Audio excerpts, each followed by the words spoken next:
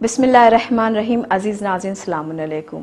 क्या आपने कभी ये सोचा कि लफ्ज़ मायूसी किस कदर हमारे दिलो दिमाग के लिए मुज़िर है, बल्कि मुतासिर करती है? और आपको क्या लगता है कि ये लफ्ज़ नाउमीदी या फिर मायूसी आपके लिए मुनाफा बख्श है?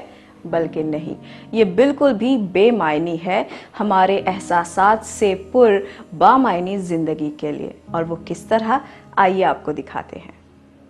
लफ्ज़ मायूसी और नाउमीदी अगर कुरान करीम में आया है तो ये इससे मनाई के लिए या फिर इससे इनकार करने के लिए, क्योंकि इससे किसी तरह का कोई फ़ायदा नहीं कि मायूसी को दिल में रखा जाए, क्योंकि शैतान का सबसे पसंदीदा हथियार है मायूसी, जिससे वो बंदों को उनकी राह से गुमराह कर सके। रसूल खुदा सल्लल्लाहु अलैहि वसल्लम फरमाते हैं कि अल्लाह से रूह की तारीकी से निजात के लिए दुआ मांगो। हदीसों में मिलता है कि मायूसी दिल को कमज़ोर बनाती है, हौसलों को पस्त करती है और आगे बढ़ने से रोकती है। और शैतान को इससे ज़्यादा खुशी हासिल होती है कि वो अल्लाह के बंदे के दिल को गमगीन करे और इसे उदास करे। और इसी वजह से हमें चाहिए कि हम खुश रहें, मस्बत ख्याल रखें और अपने परवरदिगार के बारे में नेक और अच्छा ख्याल रखें। अल्लाह पर कामिल यकीन रखें कि अल्लाह है, और उस पर एतमाद की यकीनी आपके हर अमल में आपको खुशी देगी और हर हालत में मसरूर रखेगी।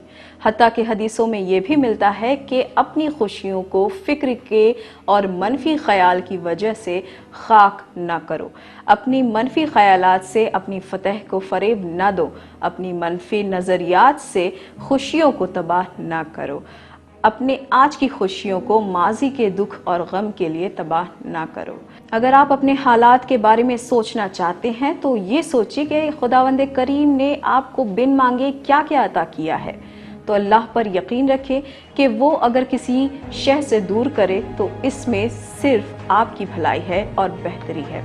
आप तो उस वक्त सो रहे थे जब आपके लिए की गई दुआ के एवज में खुदावंद करीम ने जन्नत के दरवाजे खोल दिए। ये शायद इसलिए कि माजी में आपने किसी गरीब की मदद की, या फिर किसी मगमूम शख्स को खुशियाँ बांटी, या फिर अपनी मुस्कुराहट की ज़कात दी, या किसी बेसहारा को मदद के लिए हाथ दिया। इसलिए कभी भी किसी नेक अमल को कमतर ना समझें, बल्कि अल्लाह से दुआ करें, और जब दुआ कबूल हो तो खुश हो जाएं, और अगर दुआ कबूल ना हो तो 10 गुना उसका शुक्र अदा करें कि इससे पहले दुआ की मकबूलियत में हमारी मर्ज़ी थी और दुआ के ना कबूल होने में उसकी मर्ज़ी है। तो नाजरीन, ज़िंदगी काफ़ी छोटी है, जिसे गम, गुस्सा, मायूसी से गुजारने के बजाय एक ऐसे दिल के मालिक बने जिसमें खुशी और सुकून का बसेरा हो। अल्लाह हम तमाम की नेक तौफीक़ात में इजाफ़ा करे और हमें हमेशा खुश रखे और हमारे तमाम गुनाह को बख्श दे। आमीन।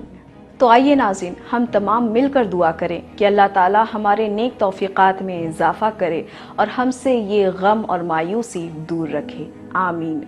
इसी के साथ हमें दीजिए इजाज़त, पर बने रहिए चैनल विन के साथ। पैगाम इंसानियत। शुक्रिया। खुदा हाफ़िज़।